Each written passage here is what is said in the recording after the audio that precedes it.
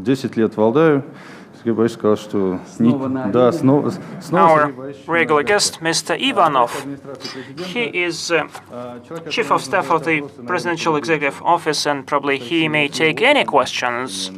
He has enough analytical skills and enough experience to answer any questions. So, some words of introduction. First of all, I would like to welcome all of you here. I see a lot of familiar faces. People who I meet regularly at the Valdai Club meetings for many years, since the very first meeting of the Valdai Club. I remember it very clearly.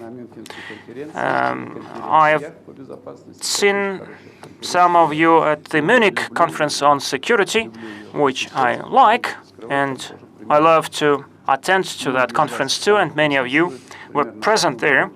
And actually we're speaking about the same things at all those meetings, but I see many new faces.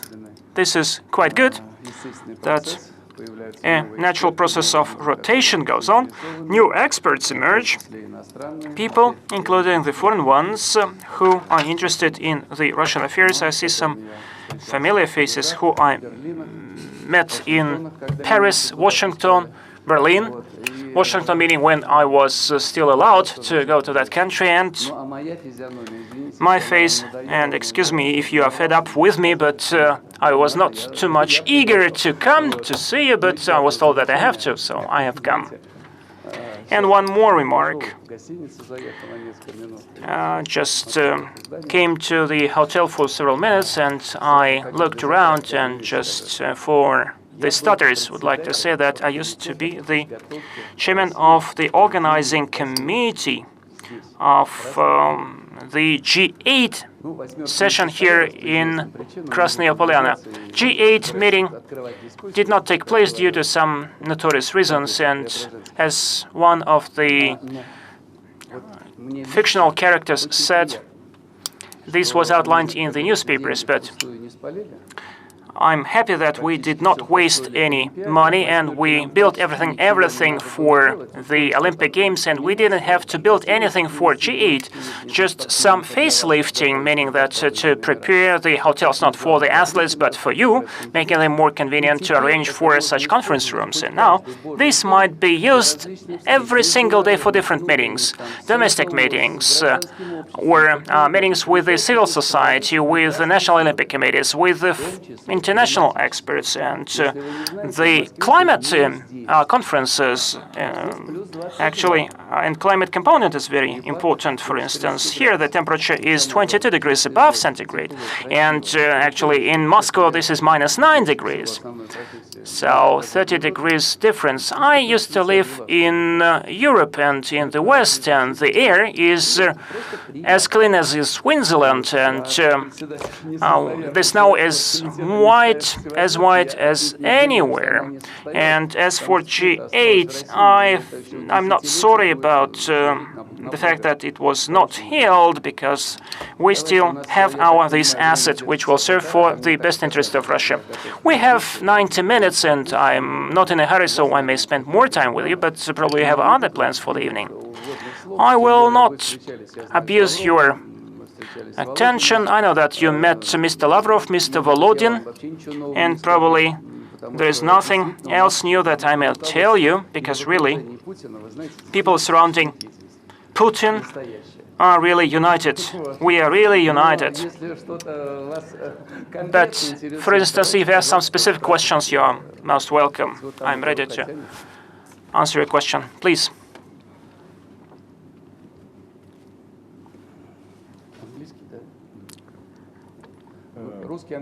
Russian, English, yeah? Okay. From the Brookings Institution in Washington. Sorry, I can't see you there. You said there's total unity in the command around Putin. The question I already had in mind addresses that. A week ago, there was you made a long interview, a 2-day interview actually, in one leading Russian newspaper, and your close colleague made another interview, 2 very top figures close to Putin. You didn't seem to be exactly unified in the way that you talked about the West, about the United States, about the current situation. This is Mr. Patrushev's interview I'm thinking about, which was, well, I won't go into the details, but according to his view of the world, the United States caused the collapse of the Soviet Union, not only engineered the fall in the oil price in the 1980s, but lured Russia into a war in Afghanistan. A very smart and all-powerful America managed to pull that off. I kind of wonder, what would you, who clearly know the way people in the West think, recommend for Western policymakers when they look at something or read something like that? Does that truly reflect a unified position around the president of Russia, to think that way about how the world works? Mm-hmm. Do we need a translation? No? Вы спрашиваете меня, собственно, прокомментировать статью. So he asked me to comment on the article of my close ally or associate who I know for more than 40 years, Mr. Patrushev. He is secretary of the Security Council. I used to be Security Council secretary too. And the Security Council secretary in Russia is responsible for the national security, both inside Russia and outside Russia. And from the beginning, I may tell you that I am not a proponent of the conspiracy theories. But at the same time, what happened after the end of the Cold War, no agreements were signed, no surrender was signed, and the Cold War, as it is, its end was not legalized or legally stated or recorded. And after that, and in my opinion, and I never actually hid this my viewpoint, and I'm sorry for repeating myself, but I think that the United States plunged into euphoria. Euphoria meaning that they were allowed to do whatever they want, as we put it in Russian, and I'm not condemning the American foreign policy, and I'm not in the mentorship. And actually, I used to hear that from Washington for 15 years, that Russia must do that, Russia must do this, and Russia must cease supplying some nuclear components for the Iranian nuclear program, and this was absolutely bullshit. I hope very much that this is off the record, so I can use any words I want, yep. Speak freely. But after that, after the end of the Cold War, Russia used to be very weak. It was disintegrated. And I will not repeat the obvious truisms. You know very well what was here in Russia in the 1990s, what we had in Chechnya. And in Chechnya, sadly, we faced enormous problems because the country, Russia, was quite weak then, with huge costs. And although we had to bear those huge costs, but we managed to overwhelm the situation. And until September 2001, we used to speak that this is not a purely Russian problem. This is a threat which is becoming a global one. I remember clearly when I was the defense minister, the main intelligence department used to have specific record of how many nations supplied terrorists to Chechnya. I remember very well that the terrorists were from 50-something, 52 countries of the world, and these are the naked facts. For instance, we managed to find the IDs and passports of the killed rebels, and then secretly or some low-profilely, I would actually get back those passports and IDs to the ambassadors of their home nations. And these were the nationals and citizens of the United Kingdom, of Germany, of France, and certainly we did not want to declare any war because just of the fact that their citizens participated in the military actions on our territory. But then, after 9/11, Americans started understanding us, and there was a kind of a period, lengthy period of very good relations with George W. Bush. For instance, Russia-NATO Council emerged when everyone recognized that there are a lot of common problems, for instance, such as non-proliferation and drug trafficking. Combating these problems acquired a global nature. And this was a quite brief period when we had hopes that we share a common approach to security issues. So I have actually deviated from the topic of the question. And back to the interview of Mr. Patrushev, if we do not share same position in the nuances, actually, this doesn't mean that we do not share common opinion in the strategic issues. And there might be some deviations, but strategically we are on the same road, and this is normal, I think. Click caption. First row, please. Sir Ivanov, so a colleague of yours in the Russian government told me very recently, and it's a direct quote, U.S. policy towards the Ukraine crisis shows a spectacular disregard for Russian interests. So I take it you'd agree. So in that light, how exactly would you describe Russian interests in Ukraine? Could you describe the components of a settlement that would protect those Russian interests?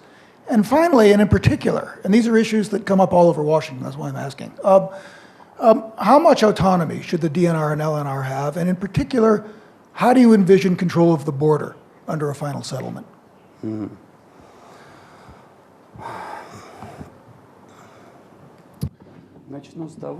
Let me start with the following, and probably I'm mistaken, but for instance, if we arrange honest and unbiased poll of the citizens of the United States, asking them to show where Ukraine is on the map, I think that the result would be very pitiful. And this is just to describe where the United States is and where Ukraine is. I can understand Canada because there are a lot of immigrants from Ukraine there, living there. But actually, back in Soviet Union, I was sitting in the transit hall in one of the airports. This is why I remembered Canada. So I was waiting for my flight, and I see a kind of an old woman running, and seeing me, she approached me and speaking in Ukrainian, she said, "Where is flight to Montreal?" And I told her, "Gate 6, please." And then professionally, I decided to make a joke. And all of a sudden, I asked her, "Why do you think that I'm Russian?" And she said, "I did not know, just I speak only Russian." So I said, "You are just lucky. You are just lucky." Probably I thought that it was too obvious, or probably it was written on my forehead. But she just spoke no other language but Russian. But back to Ukraine.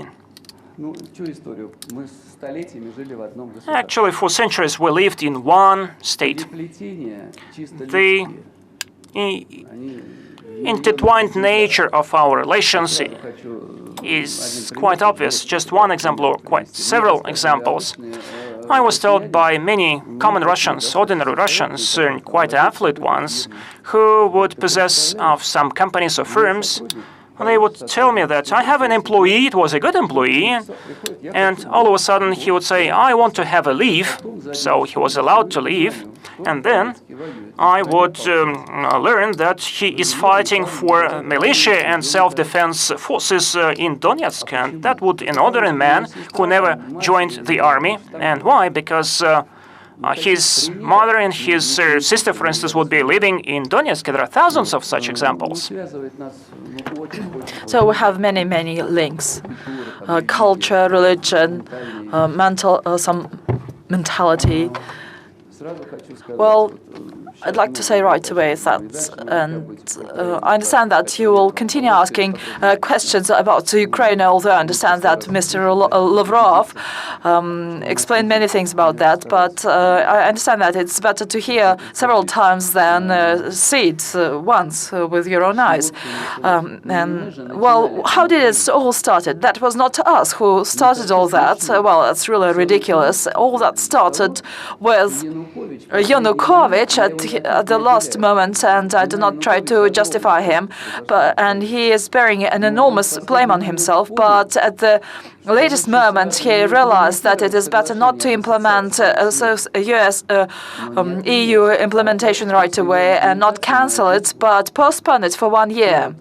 And how did it all ended up? Well, it actually, Ukraine came to the same result with Poroshenko, only with thousands of those who died in action, and just horrible crisis and this is a very difficult problem now, and how that will become whole once again, I do not know. That will be a very difficult process for the country. What do we need in Ukraine? What is our interest there? Here I can be 100% open and frank. We need a neutral and friendly and economically sound Ukraine who is capable of supporting itself. And over the past 20 years of its independence, Russia subsidized the Ukrainian economy by hundreds, thousands of $1 million. And I'll give you another example. Just 4 Russian banks: Sberbank, VTB, Gazprom Bank, and Vneshekonombank have credit obligations there for several billion dollars there. These are enormous risks. That's what Russia has been doing for Ukraine. And now Ukraine asks us to continue supplying it with gas without paying debts. Well, no, we say no, help us. Russia is not eager to run into these risks at the expense of our people. We need tranquil Ukraine, which will not threat us, not be part of NATO, and I will openly say this, and be just a normal state that is capable of supporting itself and not continue the long list of failed states, and there are many more of them now. I'm not speaking about complete sovereignty. Well, to my mind, there are very few sovereign states in the world, those who are capable of carrying on their independent external policy on the basis of their own interests. These states are very few in the world, that's true. We do not demand that from Ukraine. We want it to be just a normal, quiet state with giving no headache, not only to Europe, but to the whole world. Actually, it's one of the major European states, 45 million, sitting right in the middle of the continent. It's not even Yugoslavia. And the links and borders, well, as for the political settlements, I think that, believe me, nothing new will be said, just a full fulfillment of the Minsk Accords. But they should be implemented, and maybe somewhere in our bright future we will approach the settlement of the questions that you asked about the settlement on the Russian-Ukrainian border, where Kiev does not have any control. Well, before that, many items of the agreement should be fulfilled: ceasefire and demilitarized zone by both parties, no matter how you call them, rebellions or separatists, terrorists or militia. And actually, not all well, not all military units that are sponsored by Kiev could be legally called, well, have legal right for existence, and we know how they are sponsored, by whom, by oligarchs and some other forces. Well, we are ready to contribute to the settlement, and we're ready to cooperate together with OECD. We are ready to provide the non-pallet crafts and other means if France and other European countries be ready to supply and to ship harder armor vehicles and aircrafts. Well, should the observers be equipped, should have armory on them or weapons? Well, that's not. Well, for some reasons, militiamen, their self-defense units are considered to be Russians. Well, that's not true. They are citizens of Lugansk, Donetsk, and some other regions of Ukraine. Some of them are from Odessa, from Zaporozhye, and they work and they serve in the units of self-defense. But, well, there are Russians, we do not deny this, but there are also people from Serbia. There are some Russian citizens who fight in the Ukrainian forces. Well, do you remember Chechnya? Representatives of 52 states fighting on the opposing side. Do you want us to close the to close our borders like in North Korea and introduce visas to leave the country? Well, that's not our way of doing things. Only ceasefire and only a buffer zone will help us to put the things together a little bit, to approach that DNR and LNR and Kiev governments. But I think that Kiev now is more occupied with the elections that will take place this weekend. As they're preparing for the election campaign, I say that if that happened, something like that happened in Russia, you would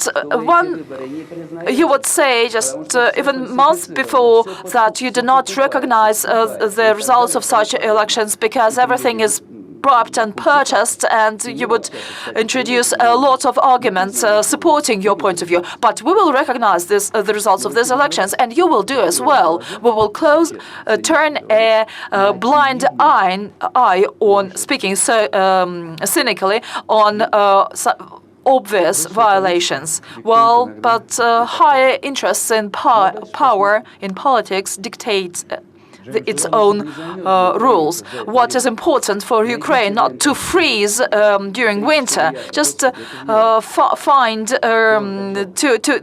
or 4 billions.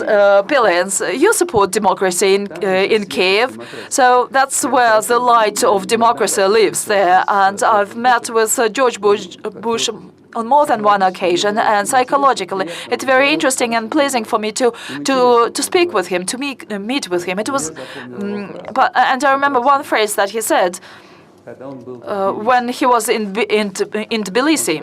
He said, in Afghanistan and in Iraq and in Georgia, well, they are the torches of the beacon of democracy. Well, I will never forget this phrase. They're the beacons of democracy. Well, what sort of democracy they all had in Georgia? That's we all know now. The people are taken to jail illegally, tortured, murdered.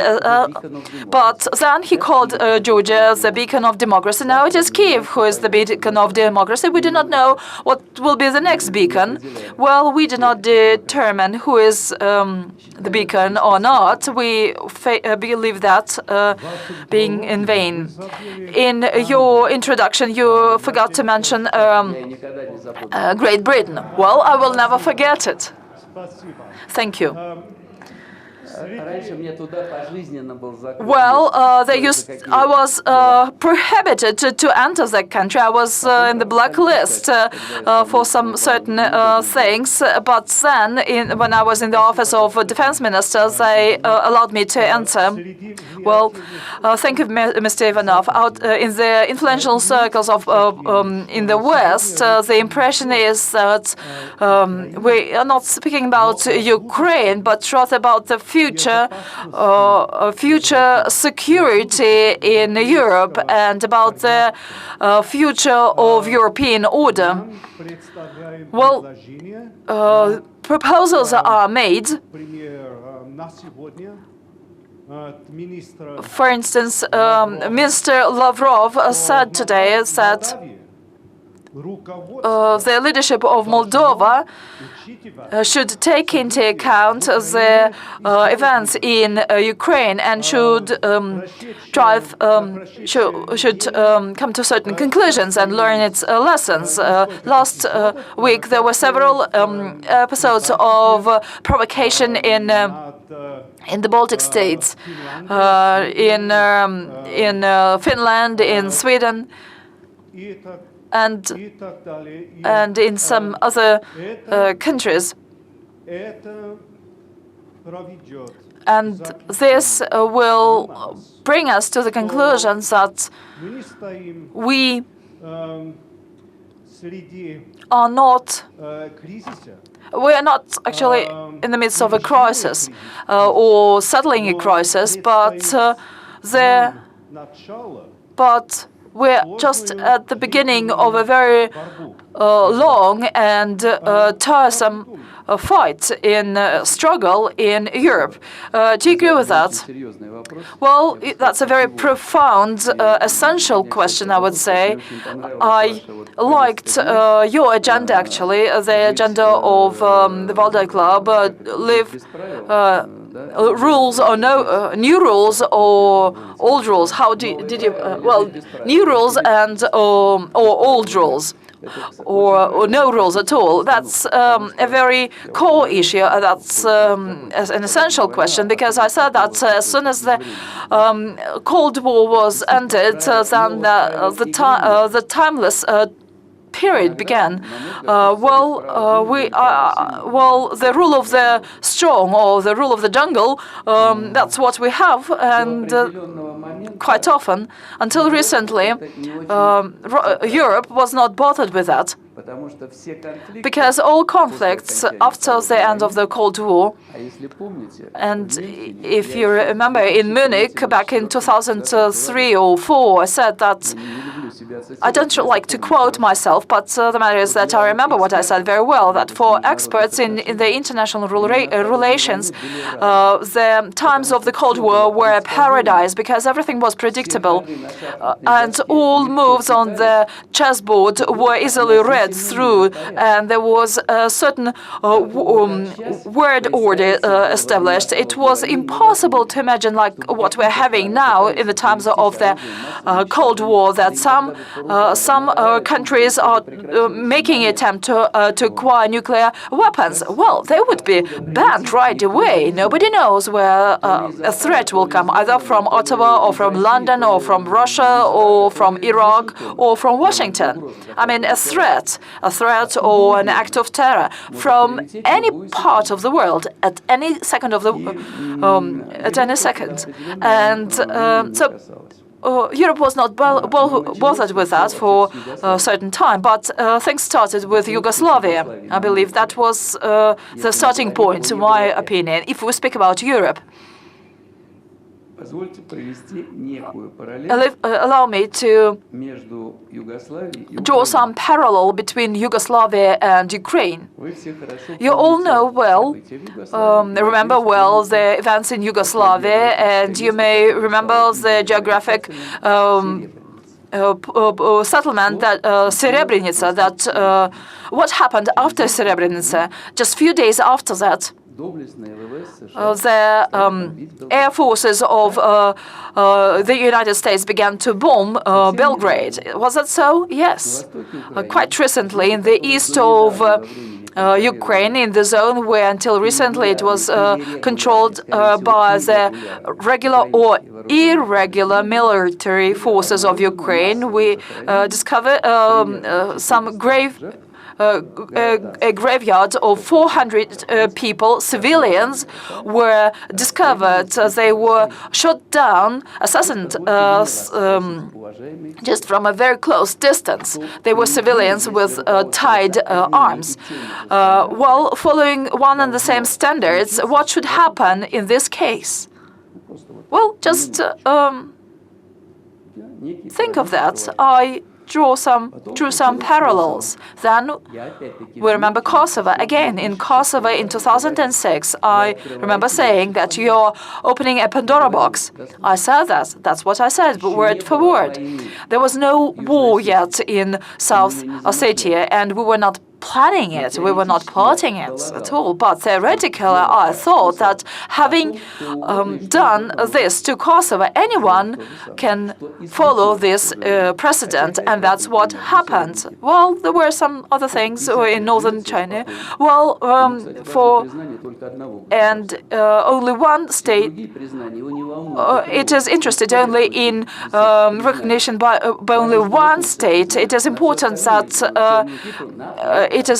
that Turkey recognizes the northern Cyprus, and it doesn't care at all about recognition by other states. Well, no new rules, I believe. Although I believe we desperately need them. What sort of rules they should be? I cannot answer this question right away. I'm not a clever young, not a prophet, but I believe that on the one hand we should take the Helsinki Act, which is nearly 40 years ago, was passed, and we're speaking about Europe. I don't want to take a global picture now. Something has changed, and in the Helsinki Act, many states were not listed. Well, how many new states came into the fore during this past 4 decades, not only as a result of Yugoslavia war, but also unrecognized states of Czech lands and Slovakia divorced peacefully. Well, anything can happen. I don't want to be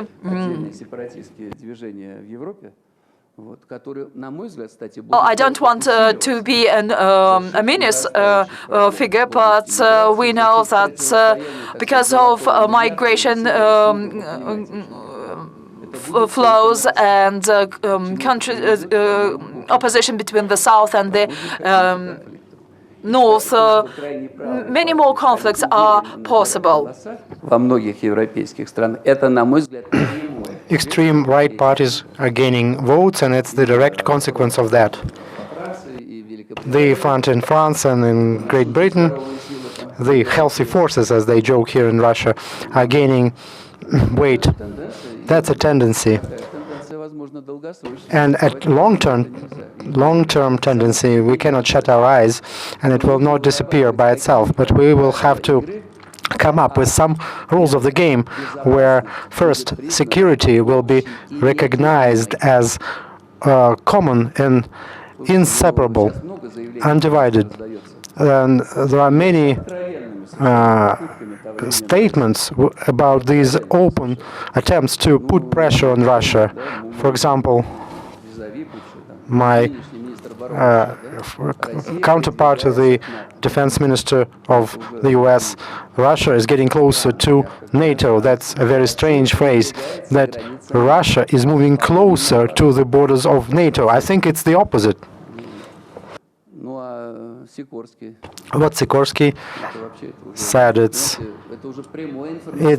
direct informational cheating. They lie, then they admit that they lied, and nothing happened. Putin agreed with task to divide Ukraine and together with Poland. Poland was divided 4 times itself. It may be a painful issue for Poland, but we will not go down to history. But that was an outrageous lie. His last name, Sikorsky, is the last name of the inventor of the helicopter, and that's a shame for that last name. I used to fly Sikorsky helicopters to Camp David. It's a great helicopter.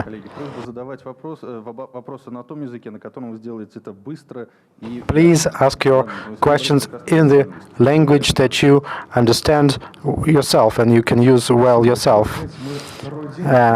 Mr. Ivanov speaks English.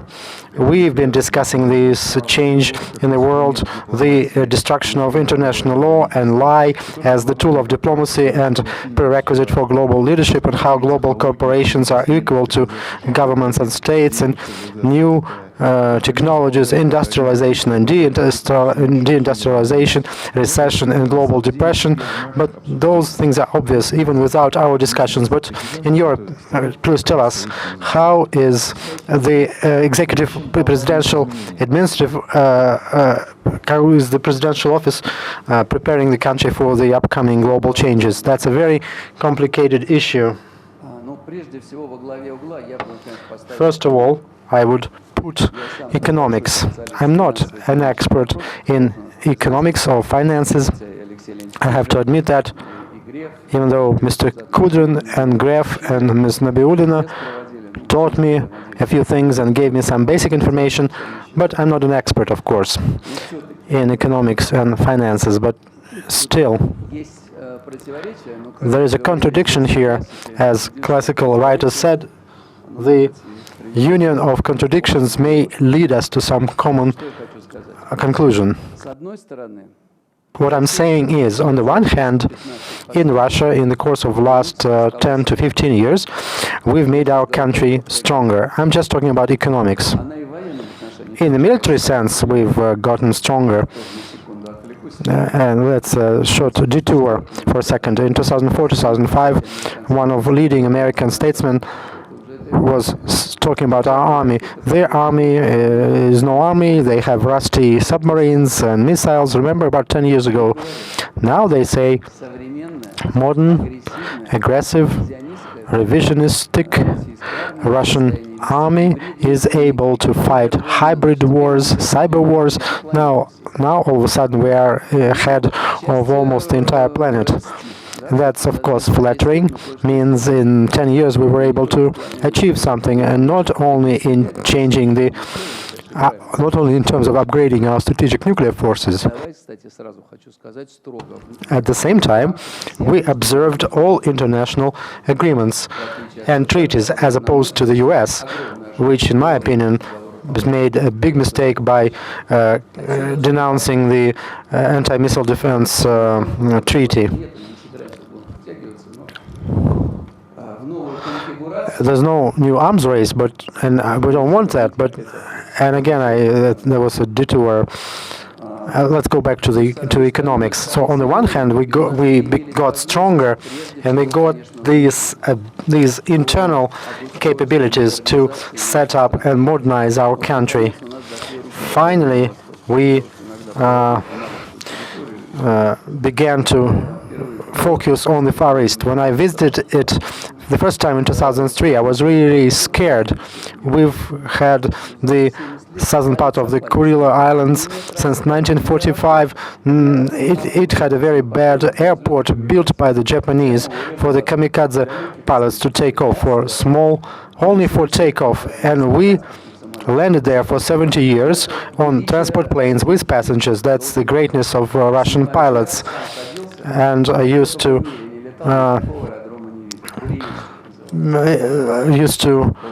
descend there myself, and it's called Burevestnik, and just 20 meters to water. What is this, emergency ditching? No, and the last second you see the shore, and immediately you land. It's like almost you're landing on the aircraft carrying ship. We had no money.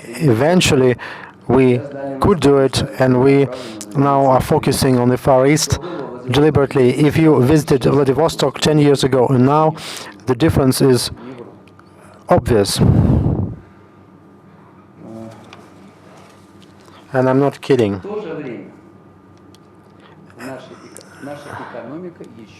But our economy is weak, very dependent on the situation in the market with oil and gas, and unfortunately I tried to diversify our economy. I tried to turn it towards high-tech industries. We managed to do only some things.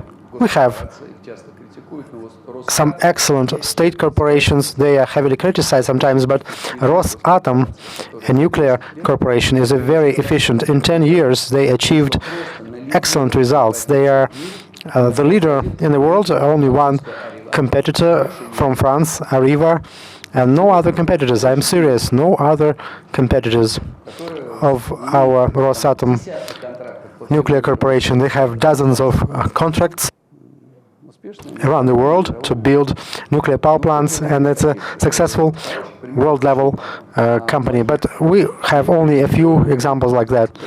But we, of course, we have some bad problems with microelectronics, and even space industry is not doing so good. In aviation, we have mixed results. Shipbuilding, not so good.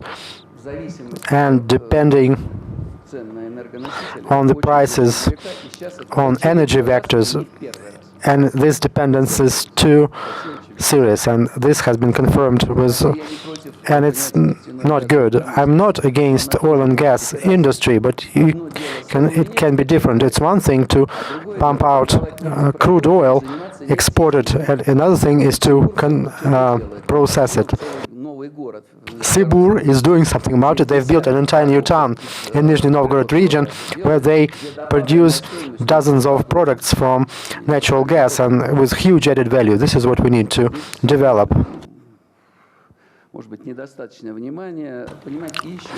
Perhaps we didn't focus on that enough. And another typical thing for Russia, when you have this gold shower of oil and gas revenues, the motivation to stretch your hand is not so great. And perhaps now, in a more difficult situation, they will be focusing more on the development of other non-raw material-based industries of the economy, and then the dependency will be smaller. But our GDP has grown several times. Even in the Ministry of Defense, when I left the ministry, the annual budget back then, including weapon, was now it's 2.5 times higher. We are not militarizing our budget. We have more for education and healthcare than for defense.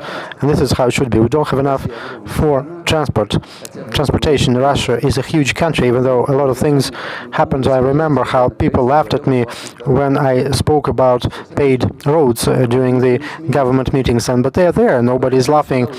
And they enjoy driving on those roads. And the social area is always important for us, and I understand that we have to be a socially oriented state, but of course people like this dependency, and people like these elements of paternalism, and until recently our social benefits for children were paid even to the families of billionaires or millionaires. And of course this should be targeted. We have a lot of affluent people in Russia, thanks God, who can afford that without social welfare. Shall we move on? Perhaps I have not finished answering the question. And now we need to be more efficient as we spend our budget and save on other issues. If we talk about sanctions, that's a separate question. often, yes, the sanctions did hurt us. I never denied it, and I spoke sincerely about it during the interview. But there's the opposite side of that coin. Sanctions make us move around and use our head, and that's motivating for us to do something. A sanction is a twofold word. If we use legal language, a sanction is when the UN Security Council makes a decision about certain limitations, for example, to deal with a threat. There was no threat from Russia, and is no threat from Russia. And what the previous speaker said about Sweden and the Baltics, well, it's obvious. They have a clinical case. They want another base, NATO base. They don't want to afford their own army. They want Germany and England to give them their troops, and they don't want to spend any of their own money on defense. Why? What for? We are satellites. Satellites don't spend their own money on defense. Alexander will tell us if Germany is going to spend the money or not. Will you give the money to Ukraine? Yes, we will, and we are giving them, but it's not enough. Let Russia give them money as well. We already did. In 2 weeks, there's going to be a big celebration in Germany. We're going to celebrate 25 years of collapse of the Berlin Wall. You were what, 37 back then when it all happened? What feelings did you have personally when you were 37? What hopes did you have? Were you optimistic or pessimistic about the future? And a follow-up question, 25 years later, what kind of world are we going to live in? On the one hand, we have transatlantic and Eurasian bloc, or will we have a common European home? Thank you, Alexander. I will try to be as sincere as I can. Of course, I remember that today, that moment when the Berlin Wall collapsed, or they began to destroy it, and the first flows of people began moving. Is that what you mean? November 1989, November the 9th. I had neither good or bad feelings. I was watching TV, and to me it was surrealistic. It was surreal. Then it was repeated several times. I was watching from when I was abroad how they were shooting from the tanks at the Russian White House, Белый дом. Then there was a repetition. But back then, at that particular day, I had this surrealistic, surreal feeling. And then later on, I realized that it was unavoidable and logical step or event. And I have another memory from that. Sometime after that, near the wall, near the former Berlin Wall, they had this famous Pink Floyd concert, and I'm a fan of Pink Floyd. And I still remember that concert. They were performing live. Gilmour was singing, and with Waters right at the wall. Their songs, The Wall and the Berlin Wall. And I remember that about that plan of Yatsenyuk to build the wall, and Mr. Klitschko, the mayor of Kiev. I can imagine the feelings of Germans when Klitschko wanted them to share the experience of building the wall. That's another surreal thing. But they are the leading politicians in Ukraine. I don't want to offend them or make any comments. They have what they have. You work with them. This is the democratic wave that you initiated. You got these wise, knowledgeable statesmen, and I wish them success. What may happen in 25 years, I do not know, but I can tell you what is better for sure. Let me start from afar. I am in charge of many working groups and organizing committees, and one of them is to define the foundations of the cultural policy. There was a big discussion in the media, perhaps you've seen that. Some had this idea that allegedly, in this document, it's going to say that Russia is not Europe. Total gibberish. I am totally against that. I will not let that happen. It will not say that. Russia basically is, of course, part of Europe. I've always believed that and will believe that. Christian values, language, culture, traditions, everything is of European origin. Geographically, 2/3 of our territory are in Asia, but most of our population stick to universal human or Christian values, if you want, if you like. And in this sense, I believe, of course, that it's beneficial to all, to Russia, to classic European countries, to Europe, old and young. I quote my friend Donald Rumsfeld. Old Europe, young Europe, new Europe. It's in the interests of all Europe, including Russia, to have common security space from Lisbon to Vladivostok and some sort of common economic space. Because now they say Russia is, first of all, rushed to Asia, which is not true. We did not rush anywhere. We don't want to be hugged by anyone. I don't want to suffocate anyone hugging anyone else. This focus on Asia-Pacific, we began to do it long before the events in Ukraine. Let's be objective about it. There, it's turning into a global economic center. We don't want to miss it. They are our neighbors and partners. They are our pretty good partners who are not trying to become our mentors and are not trying to teach us the way of life as opposed to some Western partners. So everything is all right with China, Brazil, and India. BRICS is a very promising union. But if we talk about some limited space, then Eurasian space from Vladivostok to Lisbon is quite natural.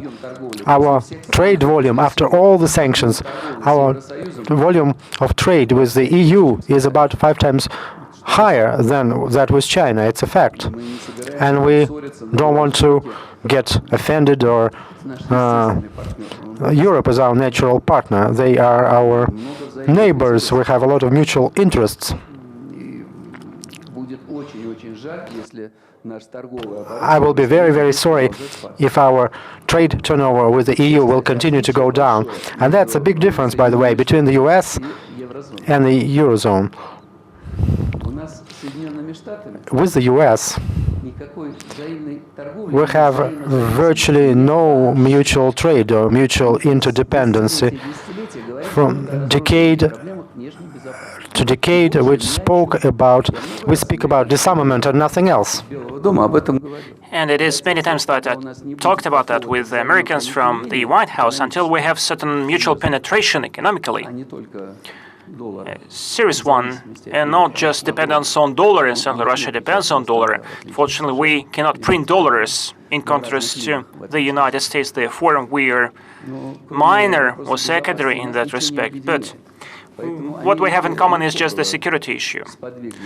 Therefore, it was quite easy for the United States to convince the Europeans to impose sanctions, because the United States does not depend on those sanctions, whereas Europe suffered from that, just like Russia suffered from that.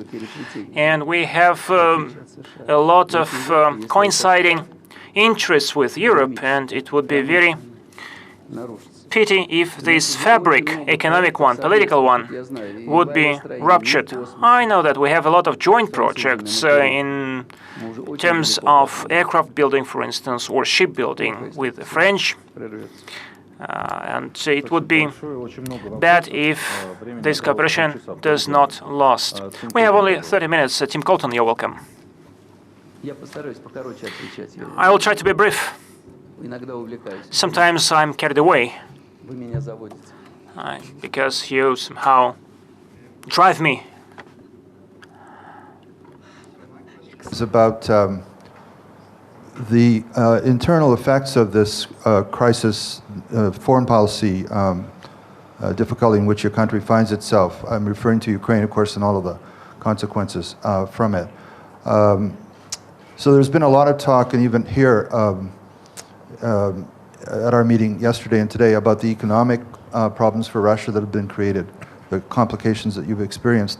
But I'm wondering also about, since you are head of the Kremlin administration and answer for, in theory, for everything, about the political consequences, if there are, if you could comment on this. And in particular, I'm thinking about nationalism. You yourself raised the point about the growth of extreme right parties in much of Europe.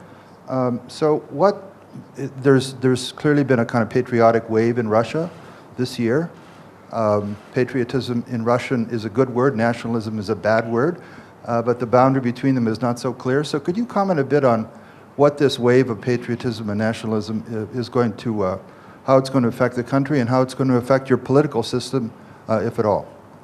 Please. Спасибо. Такой, да, сложный Thank философский you вопрос. for this philosophical question. Well, the fact that it would be difficult to deny that there are nationalists in Russia, just like other countries also have nationalists. And we're not different in that respect, but there are different kinds of nationalism. For instance, accession of Crimea to Russia.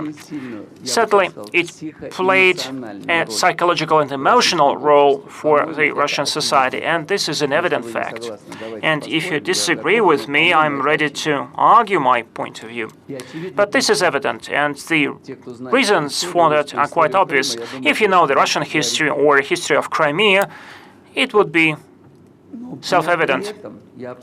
But at the same time, I'm deeply convinced that Russia, as a multinational nation or country, where for thousands different religions, different cultures coexist.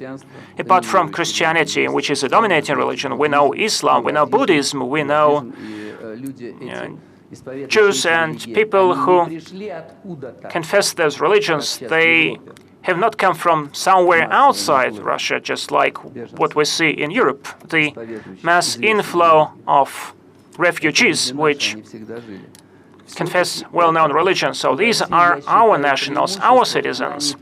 And therefore, I do think that Russia enjoys a certain privilege because we have a preventive injection against extremism and nationalism. Those who express extremist nationalism, certainly we have such people here in Russia, but right now, in my opinion, they are minority. Minority, just like the non-systemic opposition. And certainly, this may pose certain threat, and I am ready to admit that. So this threat is not obvious, and this is not the topical and, for instance, priority one for Russia, but we have to keep that in mind, and we have to do something about that. We cannot rest on laurels, because if you rest on laurels, then a small problem will sooner or later transform into a big problem. So for that, we need law, and we have to enforce this law.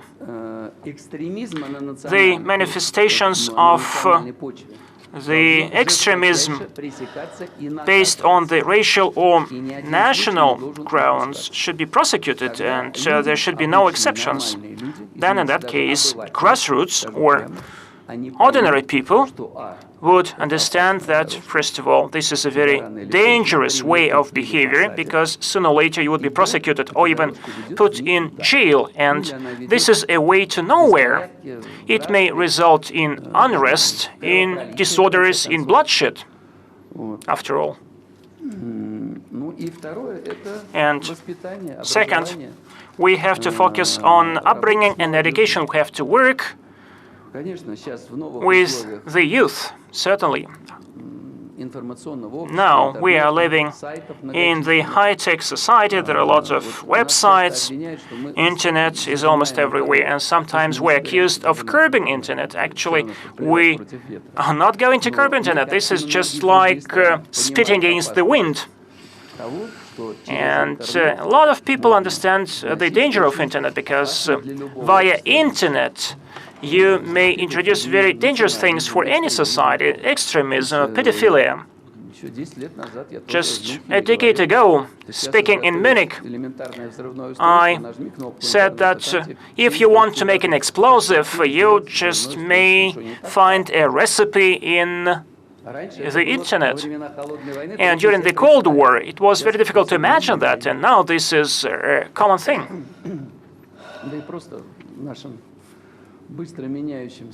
Our world is changing very rapidly. And probably I'm wrong, but there are a lot of crazy people. And there are more and more crazy people, and this is also one of the typical traits of our modern times. Yes, please. Ivan Krastev, please. Two very brief questions. One is, listening to you, I'm not sure. Do you believe that economic interdependency is a source of security or source of insecurity? And my second is because you mentioned Yugoslavia.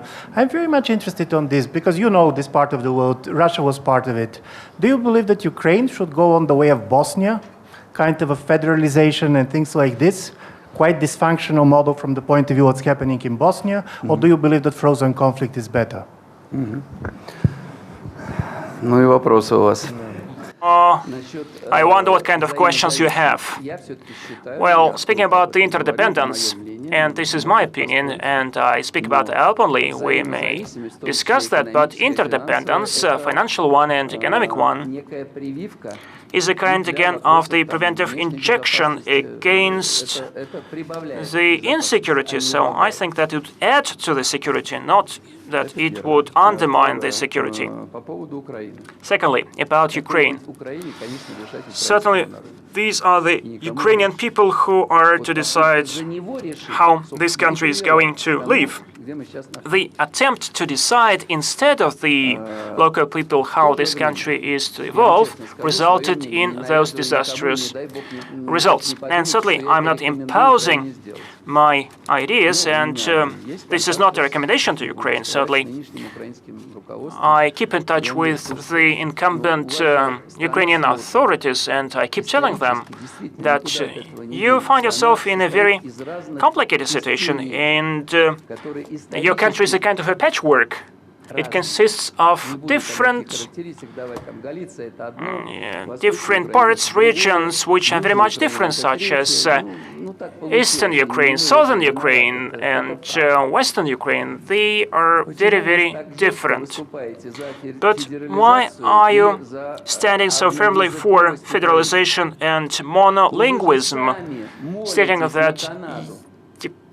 that Ukrainian language should be the only one, but you take civilized Europe as a paragon. Look at Canada, where several languages are official, several languages are spoken. Look at Finland, where 7% of the Swedes live, and you will find actually all the plates and signage in two languages, in Finnish and in Swedish. And most of the Ukrainians are speaking Russian too, even between themselves. And those detachments of oligarch Kolomoisky, they're speaking Russian to each other. And so although they are promoting hanging of Muscovites, but at the same time they are speaking Russian. This is what I fail to understand, but I do not insist on any of my ideas.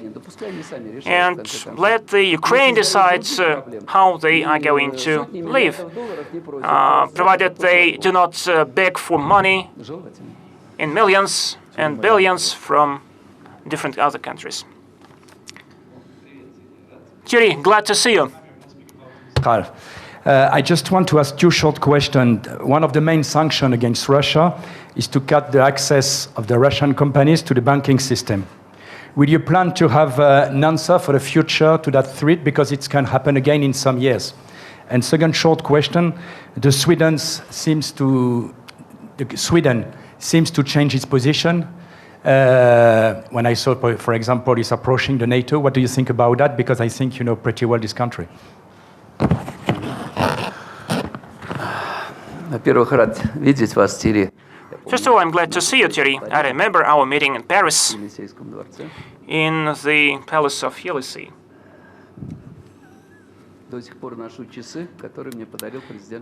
I still have the timepieces which I got from President Chirac, and I respect him very much. He was a very interesting person. Just my remark about France, and I was told that Dominique de Le Pen is also present here. He will come tonight. Okay. We used to be there too, so there was a big force, so to say, 2 foreign ministers and 2 ministers of finance met. What a golden age we had. Quite good times. And it's a pity that, again, this all is criticized. But still, about the banking system, I think that, yes, one of the most important damage done to Russia, this is the lack of availability of loans and credits. Yes, that was very hurting. But again, we have a lot of partners in the East. And still, I see that we are just discussing the relations between Russia and the West. And I'm surprised why we're not discussing, for instance, development of Sino-Russian relations or Russian-Indonesian relations. With all my respect to the West is not the whole world and not the whole civilized world. There are a lot of civilized countries even beyond the borders of Europe, that's for sure. There are countries with the civilizations of more than 1,000 years, when Europe was just in its infancy. I'm not speaking about the United States. But this is not just our hope to get support from other countries to provide us with loans, but we should focus on establishing our internal loan system. One of the weaknesses of Russia, this is the lack of the so-called long-term money. And the experts would understand what I mean. And the fact that we have non-public pension funds and the pay-as-you-go part of the pension and is not yet developed, I think that sooner or later it would develop, it would emerge. And we have to be visionaries, at least the authorities have to predict certain steps and not live by just the short-term objectives. I think that we have to develop our pension systems. We have to motivate and promote that people accumulate certain money for their retirement, and it would be one of the sources of the so-called long-term money, which we would need for infrastructural projects, etc., in order to diversify our economy. But we're living with the reality that is given to us. We are not going to plead, well, please cancel the sanctions. Well, we will survive. We survived in many circumstances. These are just peanuts compared with what we had in our history. Well, as for Sweden, well, I remember 1971, the submarine that was under that submarine went on the rocks. It was called Whiskey on the Rocks, and since that time and until now, the knowledge of the presence of Russian fleet, naval present in the waters of Sweden is very fresh in people's memory. I saw many pictures of the past 30 years, some strange traces, be that just a cane peeping from the water, or part of a submarine, that becomes a profitable business. Well, Social Democrats are now in power in Sweden. And to my mind, well, I will not assert, but to my mind, treat differently a little bit the theory of joining NATO by Sweden, breaching the neutrality, the tradition of neutrality by Sweden. After the election, just a week after that, all of a sudden, unexpectedly, a picture was published, either that a Loch Ness monster or a diver or some windsurfing board, or be that the top of a submarine, but it looked too small for me. Well, but today I read just an absurd thing, that it is a strategic submarine, Dmitriinsky Donskoy, which is absolutely absurd, because the strategic submarine is is like a 9-floor building. It cannot operate it cannot function in the Baltics at all. Well, but they don't want to sequester they don't. They were faced with a challenge of sequestering their military budget, but a defense budget. That's something they don't want to have. Peter. Recently, Barack Obama addressed the United Nations Security General Assembly, and he gave the security threats to the world, and he said it was Ebola, ISIS, and Russia. I suppose all of us can reflect upon that hierarchy. I don't give it much time. In your mind, what is the hierarchy of risks to Russia moving forward? Во-первых, заявление уважаемого президента. Well, I will not comment on the esteemed statement of the esteemed President of the United States. Well, that was commented already. But as for Russia, well, natural for us, terrorism comes first, ranks first, because not only citizens of France, Germany, and Great Britain are in the army of IS, but also Russian citizens. So thanks God, we know about that. We learned about that long ago, and we cooperate with some states. And if they take into their hand to return to Russia, we will give them a warm welcome, so to say, and we will not think about human rights. I should add.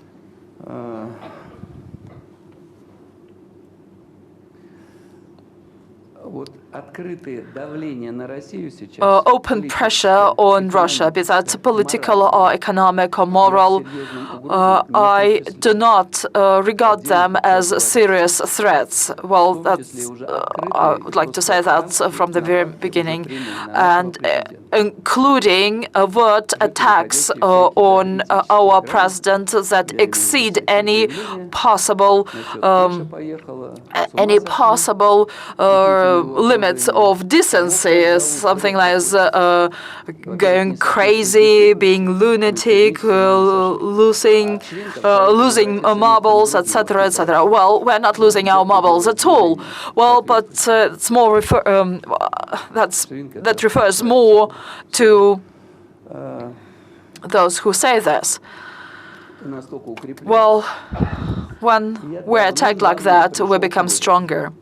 I've come to a conclusion long ago, when they lick you and when they praise you, that's a worrisome sign.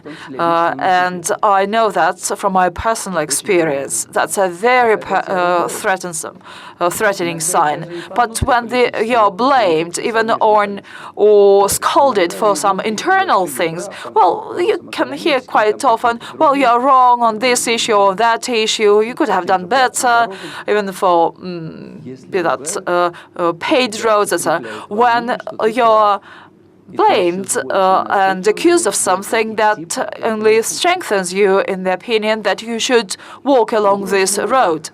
Well, there are many threats.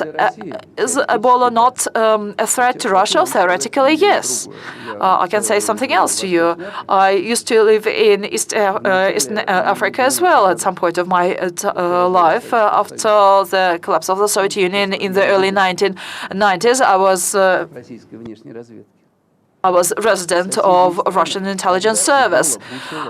Ebola was on high scale there in Zaire. I know all those Democrats working there. So there were hundreds and hundreds of people dying. Ebola was there. It would not reach Europe and the United States. That's why nobody was concerned with that. But now it is a new outburst of it, and that's why people remembered about that. Specialists in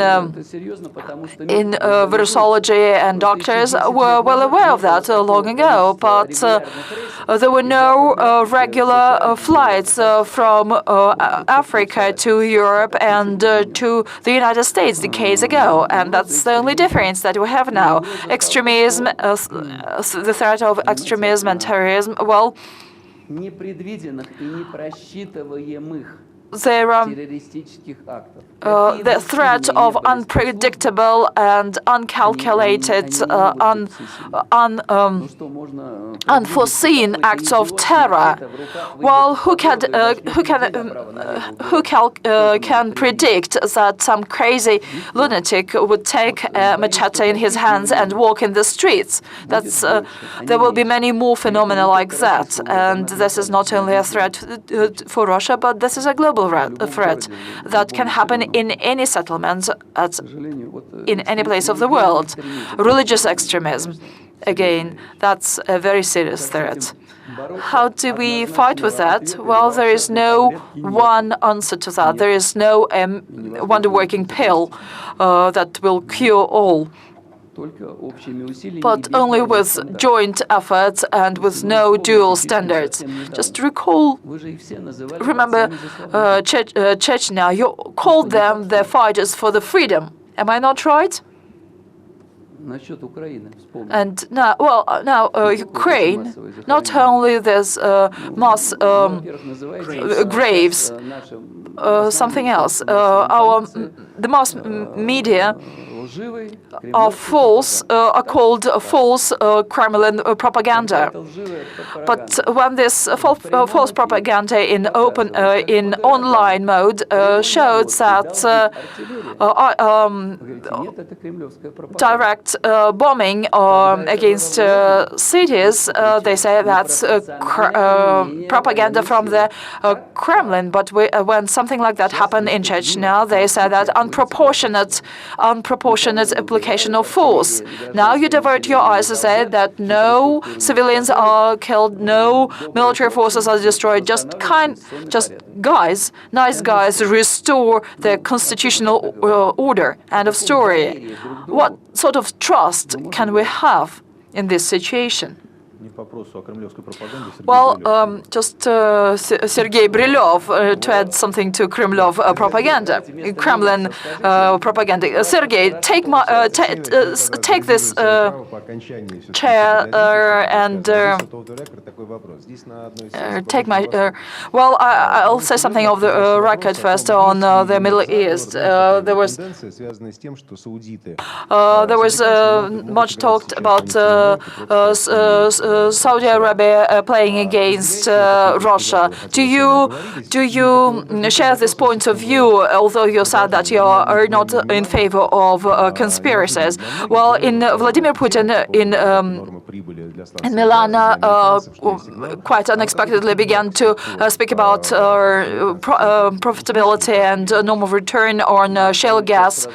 Well, was there any feedback? Well, I will reply right away to your the second part of your question. I had no feedback on that. As for As for the plot or conspiracy between Saudi Arabia and the United States, I'm prone to functioning on the basis of facts.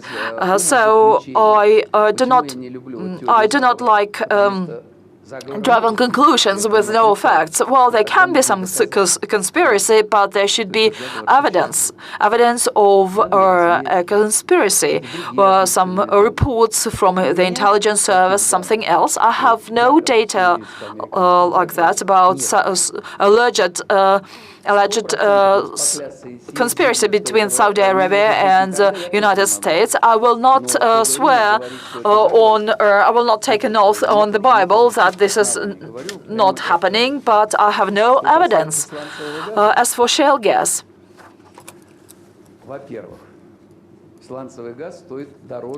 shale gas is much more expensive than natural gas just because of objective factors. And production of shale gas and shale oil can have place. Well, I agree with that, but not everywhere in the world and not in every part of the world. Technologically and environmentally is possible in certain regions of the United States is one thing, but I can hardly imagine that somewhere in France or in Germany ever at some point of time they will use the technology of pumping enormous volumes of chemicals underground. They will thus produce mineral resources. Well, that's something that I can hardly imagine that Europeans will agree to such an barbarian approach to nature. I will call the spade the spade. We should not ignore this. There should be a technological study, and in some points of well, somewhere in the market, for market reasons, this can be possible with the observation of all environmental standards. But I can hardly imagine this in any European part of Russia, and this is something that can hardly be imagined in the densely populated region of Ukraine. That would lead to an environmental catastrophe, disaster. I love nature. I love environmental protection. Beware, a wild leopard will soon be released, and his name is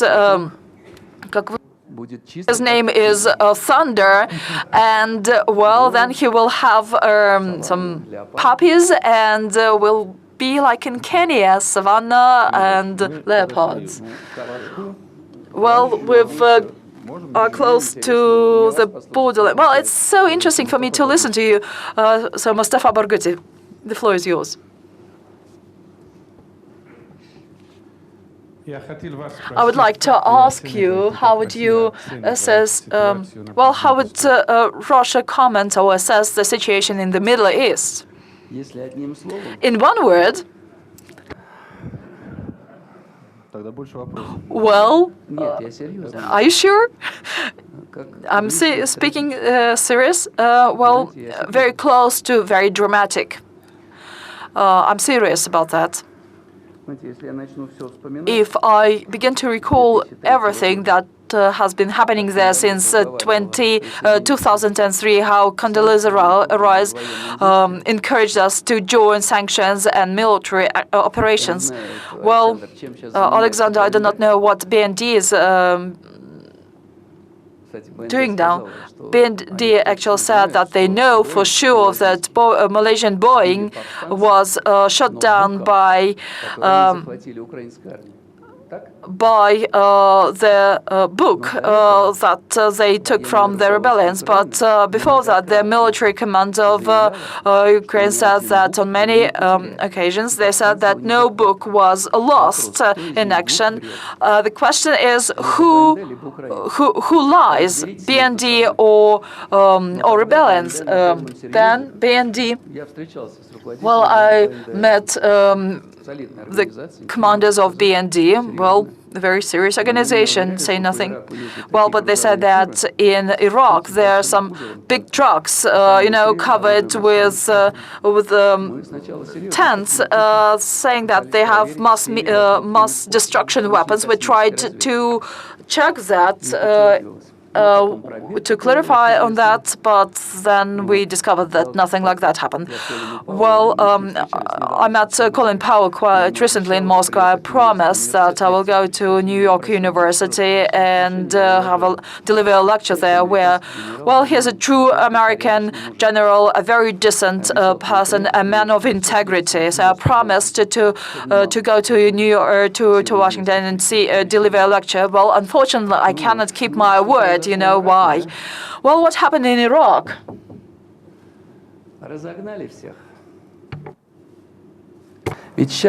What happened in Iraq? Well, the Islamic State has professional military fighting for them, servicemen, former members of the Ba'ath Party, who once were serving Saddam Hussein. And I'm only talking about ISIS. Libya, they turned Libya into another Somalia, and that's it. Another democratic state on the map of the world. In Egypt, they were able to hold Egypt under control, the situation under control, due to the wisdom and common sense of the Egyptian military, because it was the only force that went against Islamic extremists running the largest country in the Arab world. I'm trying to answer, but the way I assess the situation, it's almost a tragedy. And what will happen, I don't know what will happen there in the future. Where did the Islamic State get the money and weapons?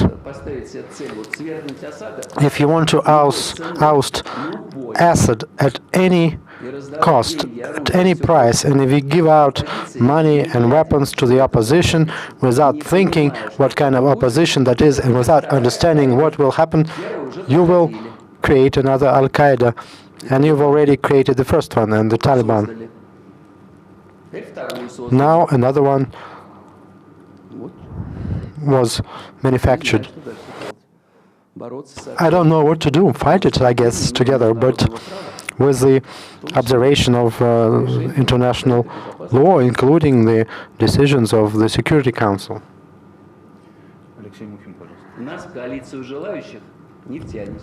We will not be attracted to the coalition of those who want to do that. Alexei Mukhin. Let me go back to the domestic issues sphere. In light of the information war and sanctions, we are surrounded by these nice people who want to really tighten the ring around us. But the opposition within the country is quite active now. Financial flows are coming in. That's hidden investment. The support of the opposition, maybe we should even help them, but still,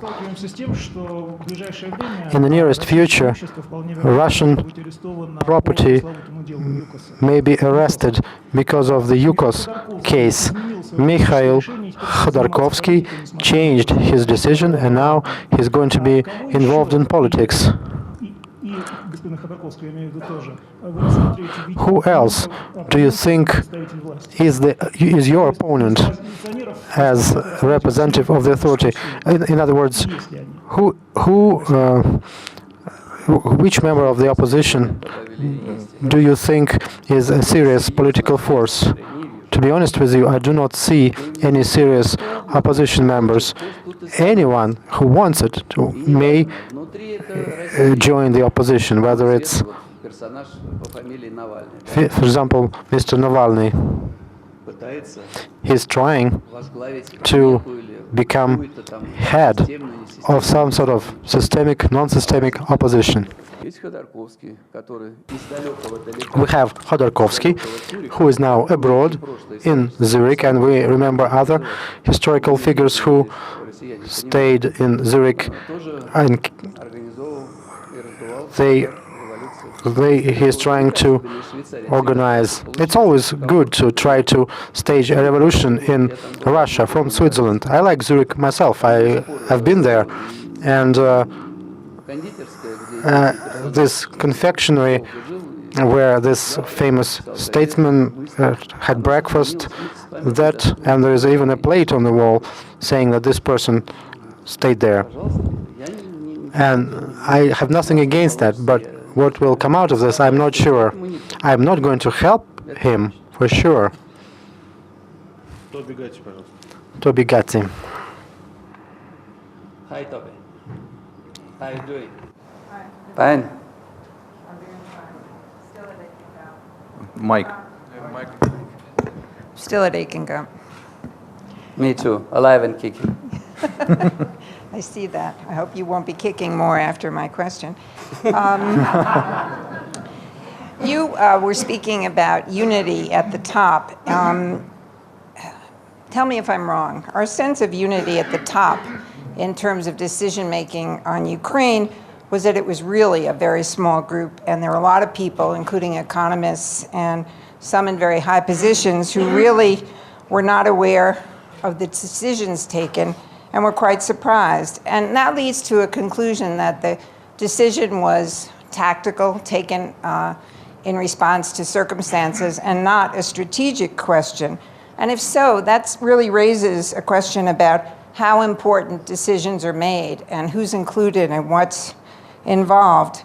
Another point about unity. Yesterday we heard a discussion with one of your very top officials, and at the end of it, he was talking about support for Putin and how it was very high.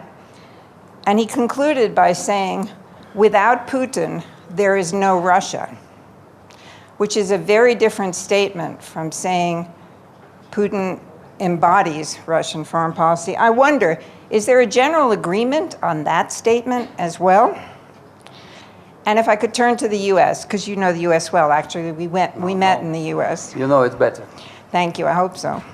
Can you provide more details on what U.S. goals are and whether you think U.S. goals towards Russia, you described them in the 1990s, what they were, but are they strategic goals about what kind of Russia we want to see, or are they also tactical and just responses to Russian actions? And are we both, in effect, responding to each other like two people in a dark room with different narratives and different understandings of each other? Спасибо, Тоби.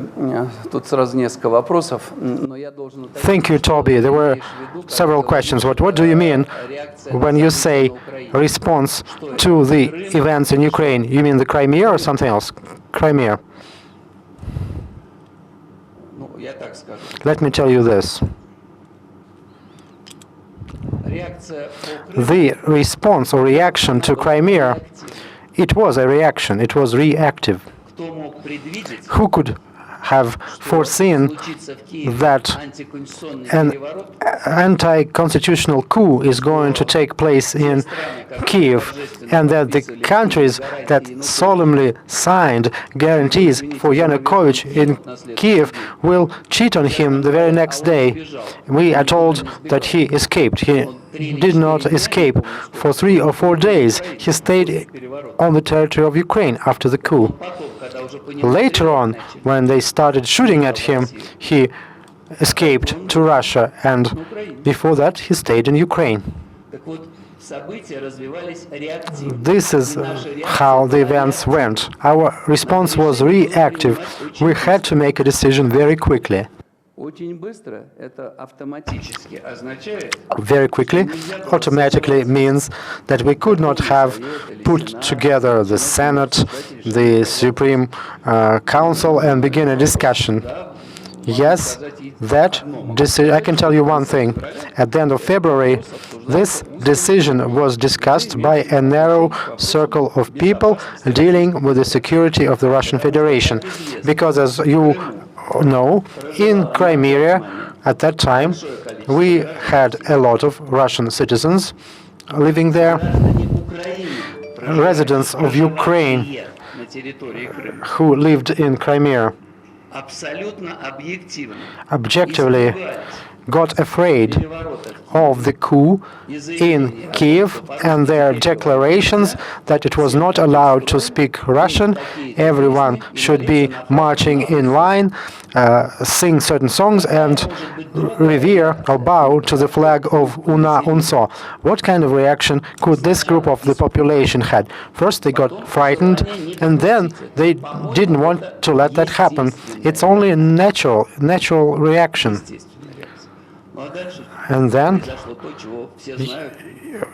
what happened later, you know what happened later and you understand. And you can talk about Crimea a lot, theoretically, but it will have no practical sense whatsoever. The topic of Crimea is closed and will never be seriously discussed. Things like returning the Crimea, it will never happen. This topic is closed. You may not accept that for hundreds of years. You may tell us about it. I am frank with you. If you don't, we have patience like with Japan. We've had these negotiations about the Kuril Islands for 60, 70 years. We are patient. We can have those negotiations for 100 more years. And another question about American-Russian relations. Toby, I agree with you partially. It is like a discussion between two people in a dark room who don't see or hear each other. But there is a difference, in my opinion. You may disagree with that. Lately, I think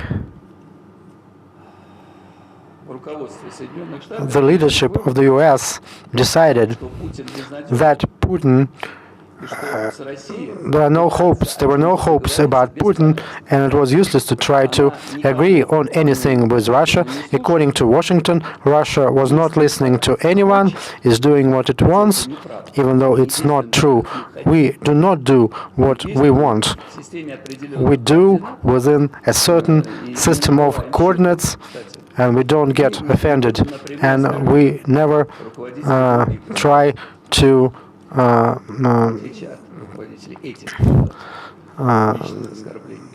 say rude words, personal words about them, and we are trying to be polite. But we are open about what we agree with.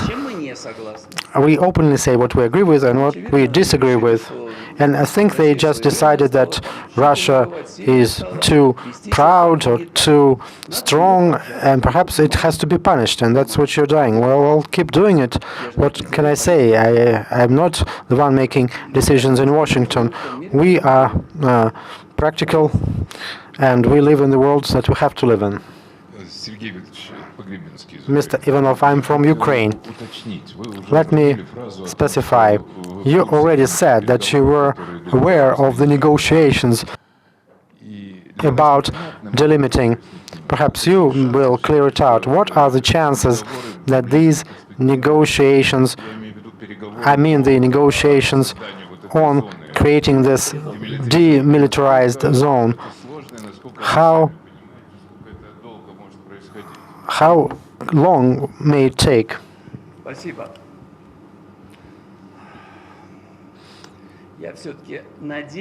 I hope that it will happen. The parties, and I mean Kiev and the militia, Russia is not a side in this conflict. Yes, we might, to a certain degree, influence the militia. I admit that, but we cannot control them, and we cannot even influence all of them. Far from it. Much like I think Kiev does not fully control or influence all their own armed groups that they have in the conflict zone.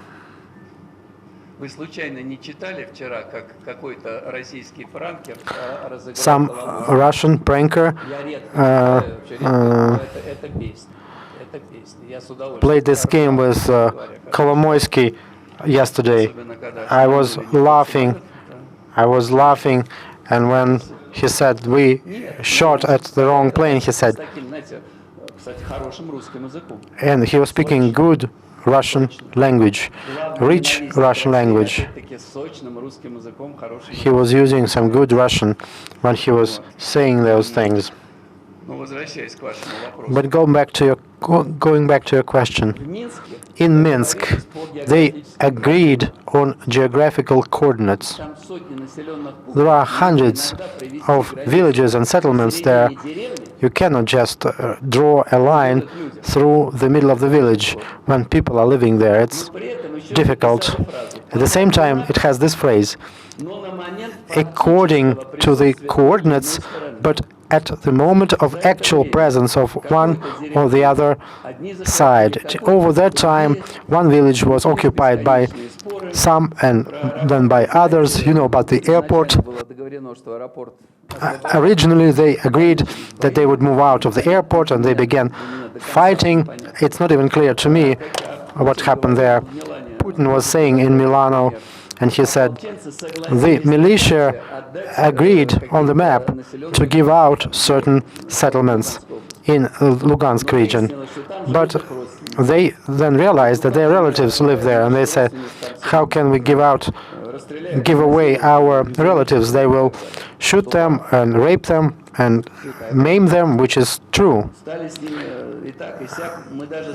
We even agreed to help them move those relatives to avoid bloodshed. And this kind of bargain, I hope it's nearly at the end, but it's not only about tactics. I heard this version often that Russia was helping to reach Minsk Accords because Russia understood that too much pressure was put on it and it needed to come down.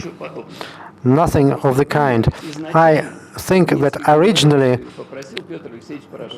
Pyotr Poroshenko asked about Minsk Accords. He understood that he could not have won over the militia in purely militaristic ways. No Ukrainian wants that. And that's why they decided to have such arrangements.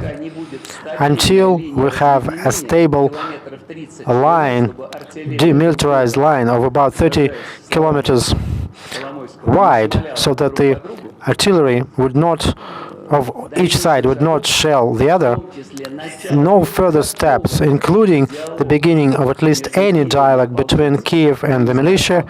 I don't know about economic interaction. These may need electricity from Ukraine. The other side may need coal from Donbass. It may be a matter of negotiations. And of course, they need to have local elections. The discussions about those elections are useless. It was arranged originally that the election will take place in DNR and LNR, and each side has the right to interpret this election. You can call them whatever you want, but you have to have them to have at least some elected people with whom you would be able to talk. I think it's quite reasonable and pragmatic. And let us wait and see, because this is peace settlement after so much bloodshed and hatred which we witnessed. This process will take a lot of years, but this is a problem of Ukraine, not of Russia. We have a lot of Russian problems, and I mentioned them. So probably let us wrap up. So in order to put an end to our discussion, I would like to thank you for your efforts to prepare for the G8 meeting. Such a pity that it didn't happen. And one of the stakeholders actually said that it's good that G8 was not held here because Valdai meeting would not be held here. Thank you so much. It was very interesting talking to you. I hope very much that you are not bored with me, and I'm ready to meet you next year.